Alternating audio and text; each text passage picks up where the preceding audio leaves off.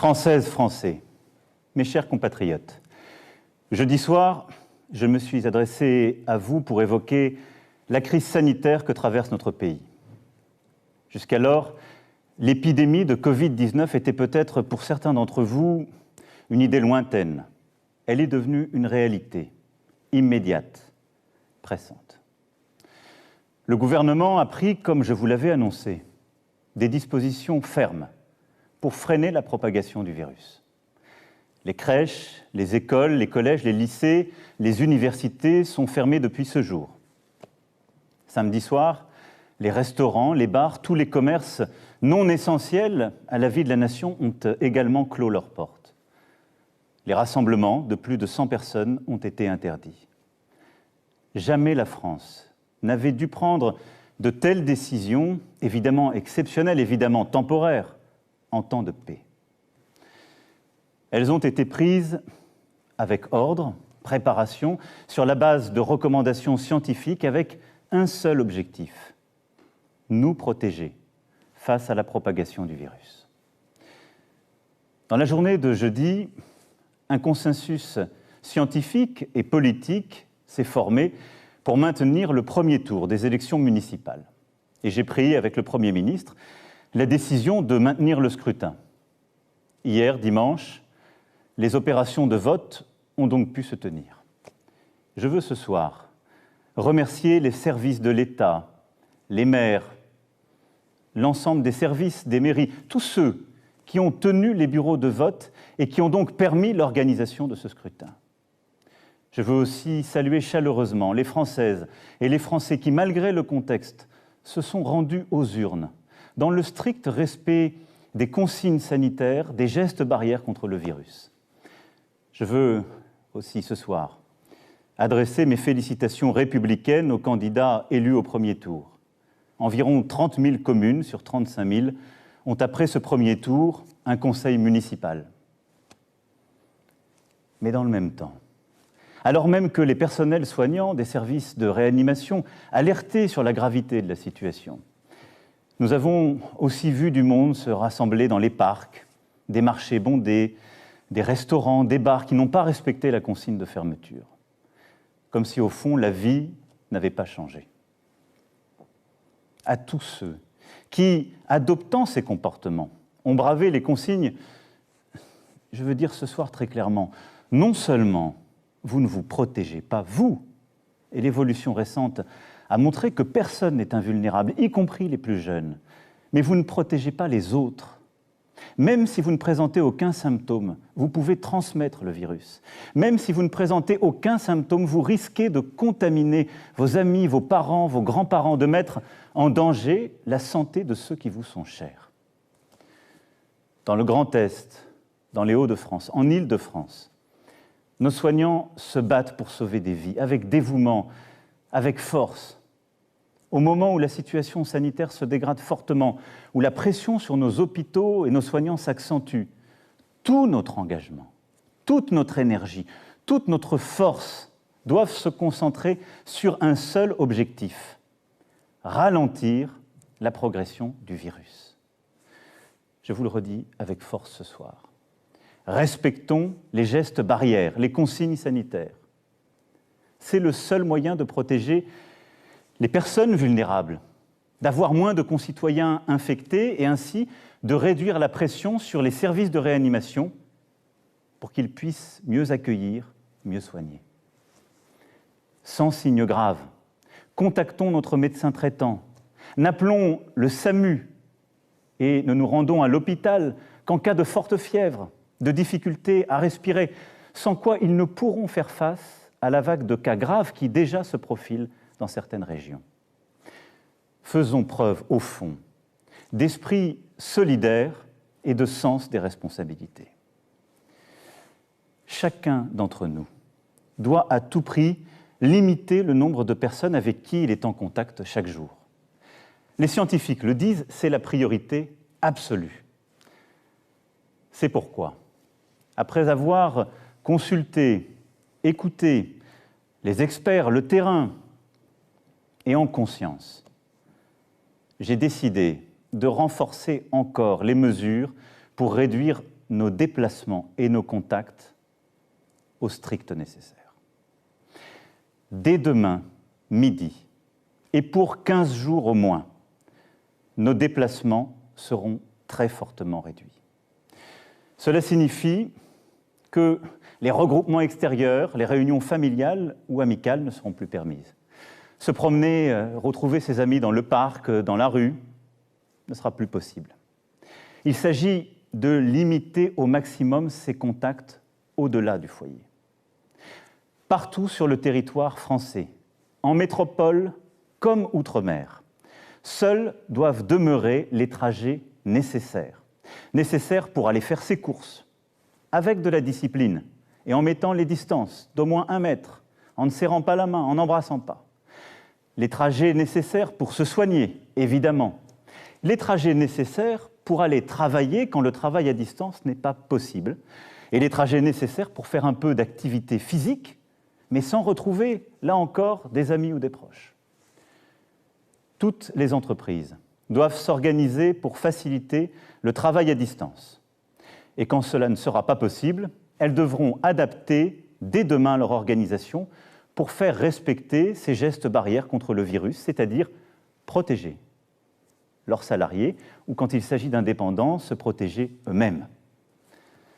Le gouvernement précisera les modalités de ces nouvelles règles dès ce soir, dès après mon allocution. Toute infraction à ces règles sera sanctionnée. Je vous le dis avec beaucoup de solennité ce soir. Écoutons les soignants qui nous disent « si vous voulez nous aider, il faut rester chez vous et limiter les contacts ». C'est le plus important. Évidemment, ce soir, je pose des règles nouvelles. Nous posons des interdits, il y aura des contrôles. Mais la meilleure règle, c'est celle qu'en tant que citoyen, vous vous appliquez à vous-même. Et une fois encore, j'en appelle à votre sens des responsabilités et de la solidarité.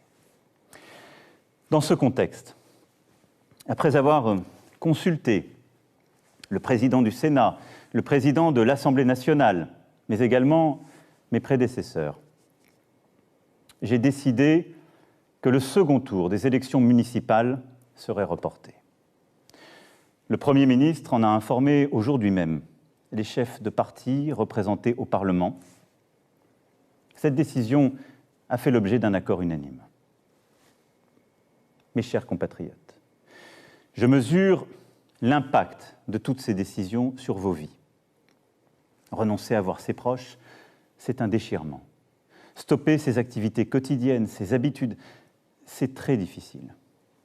Cela ne doit pas nous empêcher de garder le lien, d'appeler nos proches, de donner des nouvelles, d'organiser aussi les choses avec nos voisins, d'inventer de nouvelles solidarités entre générations, de rester, comme je vous l'ai dit jeudi dernier, profondément solidaires et d'innover là aussi sur ce point.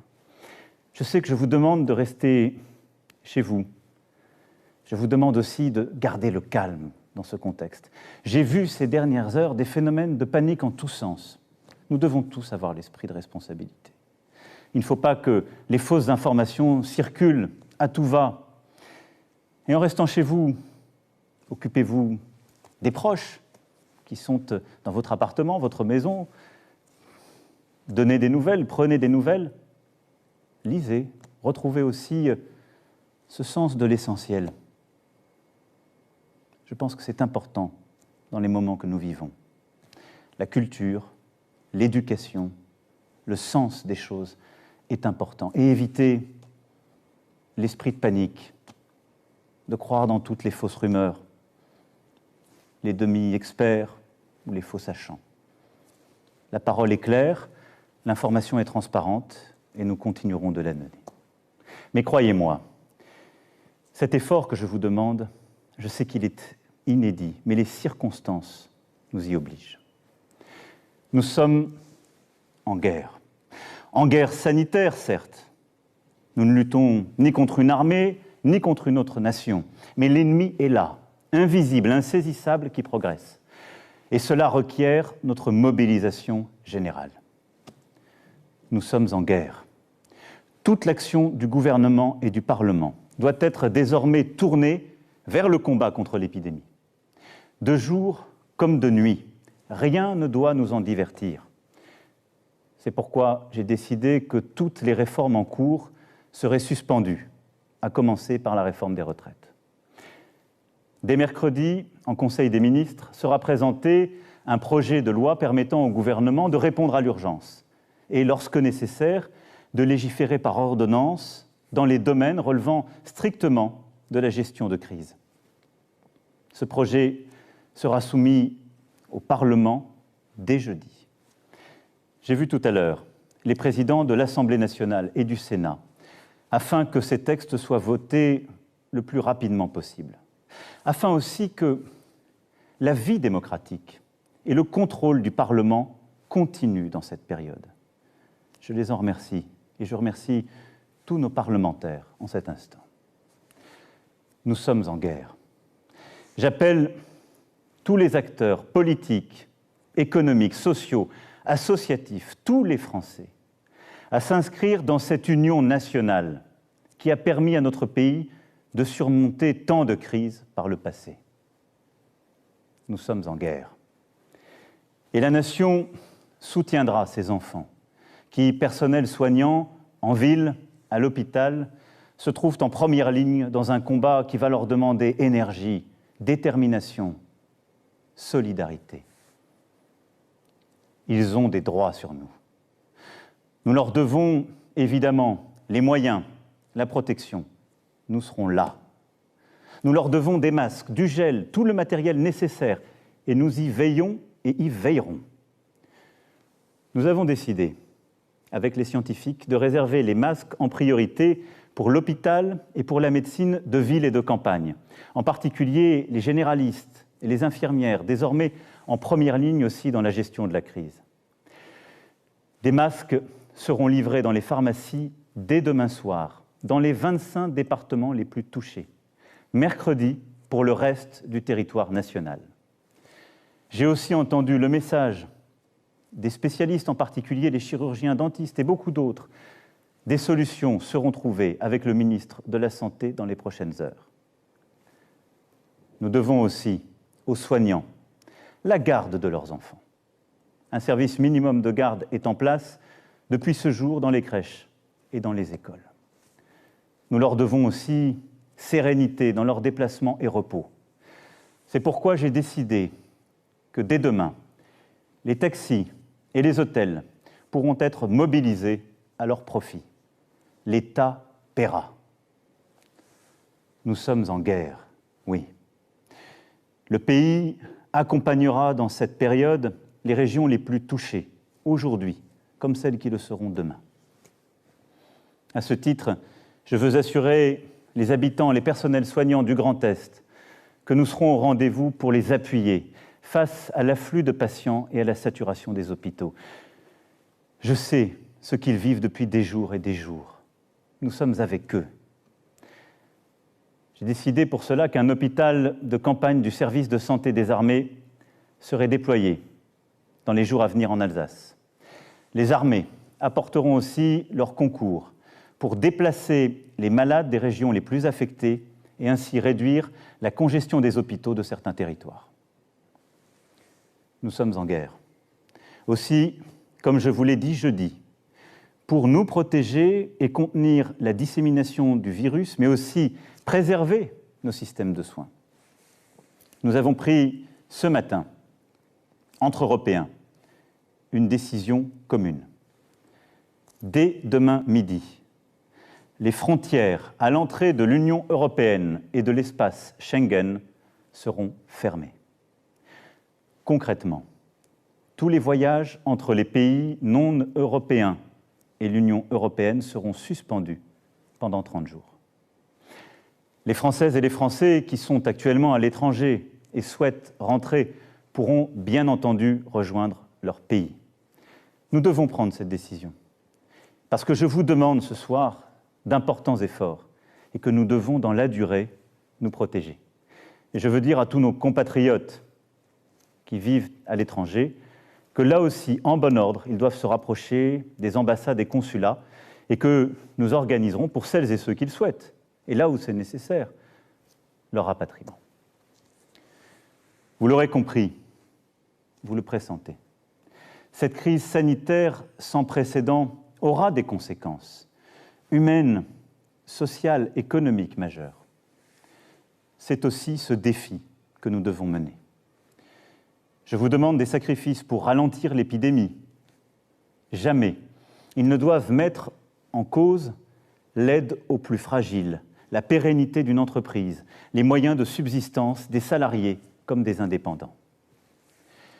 Pour les plus précaires, pour les plus démunis, pour les personnes isolées, nous ferons en sorte, avec les grandes associations, avec aussi les collectivités locales et leurs services, qu'ils puissent être nourris, protégés, que les services que nous leur devons soient assurés. Pour la vie économique, pour ce qui concerne la France, aucune entreprise, quelle que soit sa taille, ne sera livrée au risque de faillite. Aucune Française, aucun Français ne sera laissé sans ressources. S'agissant des entreprises, nous mettons en place un dispositif exceptionnel de report de charges fiscales et sociales, de soutien au report d'échéances bancaires et de garantie de l'État à hauteur de 300 milliards d'euros pour tous les prêts bancaires contractés auprès des banques. Pour les plus petites d'entre elles, et tant que la situation durera, celles qui font face à des difficultés n'auront rien à débourser, ni pour les impôts, ni pour les cotisations sociales. Les factures d'eau, de gaz ou d'électricité, ainsi que les loyers, devront être suspendus. En outre, afin que personne ne soit laissé sans ressources, pour les salariés, le dispositif de chômage partiel sera massivement élargi, comme je vous l'avais annoncé jeudi dernier, et comme le gouvernement a commencé à le préciser. Pour les entrepreneurs, commerçants, artisans, un fonds de solidarité sera créé, abondé par l'État, et auquel le Premier ministre proposera aux régions aussi de contribuer. Le gouvernement, dès demain, précisera toutes ces mesures. Elles seront en fonction des besoins, des réalités économiques, des nécessités secteur par secteur, évidemment adaptées.